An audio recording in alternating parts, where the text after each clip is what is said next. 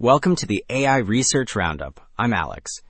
Today we're looking at a paper from the Hugging Face trending list published on January 30th, 2026, about 3 days ago. It presents a framework that achieved a massive average improvement of over 24 points on math benchmarks by generating its own curriculum during testing. The paper is titled TTCS, Test Time Curriculum Synthesis for Self-Evolving. And, as we'll see later, the way it allows smaller models to outperform larger static ones is quite remarkable. And for those interested in the implementation, the authors have shared their code on GitHub. Figure 1 illustrates the core problem with existing methods compared to this new approach. On the left, in panel A, we see standard test time reinforcement learning. When the model encounters a very difficult test question, its sampled responses are often mostly incorrect. This causes the majority vote, shown here leading to a red cross, to create a false pseudo-label, which feeds noisy, destructive rewards back into the training loop. However, on the right, panel B introduces the TTCS method. By incorporating synthetic questions, it ensures the model receives valid supervision, leading to a correct consensus and the clean signals needed for stable self-evolution. Figure 2 breaks down the complete co-evolving architecture. The top section, Capability-Aware Synthesizer Training, shows how the synthesizer creates new question variants from a prompt template. These variants are evaluated using a question quality reward, specifically the Capability Adaptive Reward on the right, which encourages problems that are learnable rather than too easy or too hard. Moving to the bottom section, the solver then trains on a mixed dataset of these synthetic questions and the original test items. It improves itself through group relative policy optimization, using self-consistency rewards to filter for high-quality responses.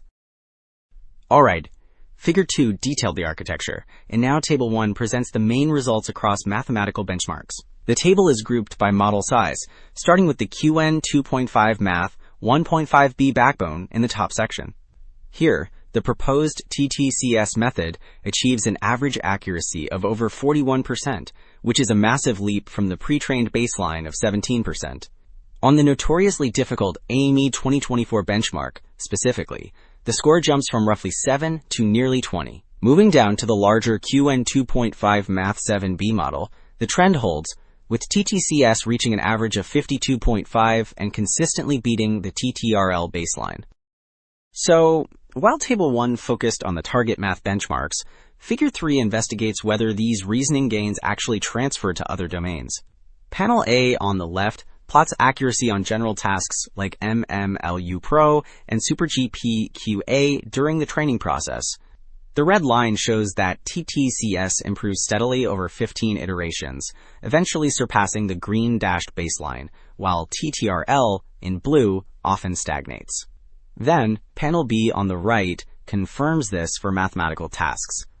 Even when trained on just one dataset, the red bars show the model achieves superior performance across unseen benchmarks compared to the blue bars, indicating it learns robust reasoning logic rather than just overfitting. Okay, having seen the performance gains, Table 3 breaks down which parts of the system actually drive those results through an ablation study. The top row establishes the full TTCS performance, hitting 62.5 on AMC 23. The next row shows the impact of disabling synthesizer training. When the synthesizer is frozen rather than co-evolving, accuracy drops by 7.5 points, proving that a static curriculum isn't sufficient. Finally, the last two rows confirm that removing the online data filter, or the diversity penalty, also causes consistent declines, meaning quality control and question variety are just as critical. Well, since the ablation confirmed the synthesizer's importance, Table 4 illustrates exactly how the generated questions evolve over time.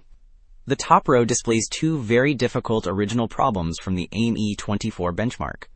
In the first iteration, shown in the second row, the synthesizer produces simpler variants, using green and blue text to indicate basic domain transfers or structural changes. However, by iteration 15 at the bottom, the questions have evolved again.